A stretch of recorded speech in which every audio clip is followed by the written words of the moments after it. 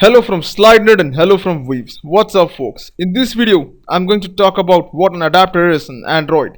Now if you're beginners, you probably heard this word before and you always wondered what it means. So in this video, we're gonna demystify how an adapter works. Let's say you have 1000 contacts on your mobile phone and you want to display that to the user. There are two options. You can load all the 1000 contacts on your phone at the same time, or you can load the data partially. Now remember, the first approach is going to take a lot of resources, so obviously you're not going to do that. But the second approach, where you can load the data partially, you can do something like load 10 contacts on a mobile, load 20 on a tab.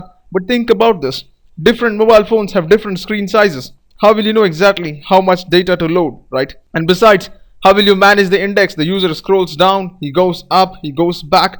So much management issues as far as the data is concerned, right? And that is why the Android guys have something called an adapter that you can use, which manages the data for you. So let's exactly see how this same situation is handled with an adapter. Here you have a data source. It has some names inside. This is like your database or array or anything, alright?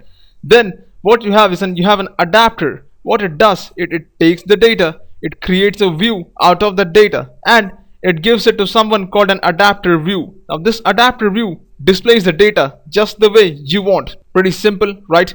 Now remember, the adapter is only responsible for taking the data or managing the data, you can say. And the adapter view is responsible for controlling how the data should be displayed. Now think about this. You can take the data from an array, you can take the data from a database and so on. So there are different types of adapters. And then you can display the data vertically in a list, or you can display them along rows and columns, or you can display them horizontally, or you can display them in a drop down menu, right? And based on that, what you have is a list view, grid view, gallery and spinner. So it's very simply stated, two separate things. One, to manage the data by your adapter. Two, to display the data by your adapter view. So like I said, some views display view objects repeatedly. If you take a list view, it is nothing but a list of views. Inside each view is an object and it has some data in it, like the name of a person, right? So you have to repeatedly display the data. The adapter view contains a set of views that display the data from a data source using the adapter, and that is how the interaction, or you can say it's like a design pattern in Android. Adapter accesses the data and creates a view that is displayed within the adapter view. Pretty simple, right?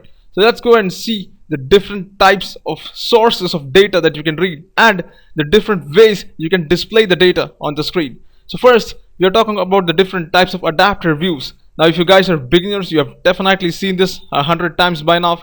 Here, this thing is called a list view. It takes the data from an adapter, which is a list adapter, and it displays the data in a vertical scrolling list. Now remember, you don't see the scroll bar over here, but when you put a lot of data here, there is a natural automatic scroll bar that controls how the data should be displayed. Then you have the second type of adapter view, which is called a grid view. It displays data along rows and columns. Very common, again, you have seen this 100 times by now, I'm sure about that. The other way to display data is a gallery. It displays a horizontal scrolling list of view objects, but as of Android 4.1, this is deprecated, which means it's not used anymore. Of course, we will discuss what are the alternatives to this later, but for now, you need to remember you don't use gallery anymore. And then you have the spinner, which is a simple drop-down list, if you guys have seen it in the desktop environment all the time, right? Types of data sources. You have three types of data sources, in fact many types, but these are three basic types. You have the ArrayAdapter, you have the SimpleCursorAdapter, and you have the BaseAdapter. Now what do these things do? Very simple. ArrayAdapter takes the data from the array and creates a view out of it that you can use.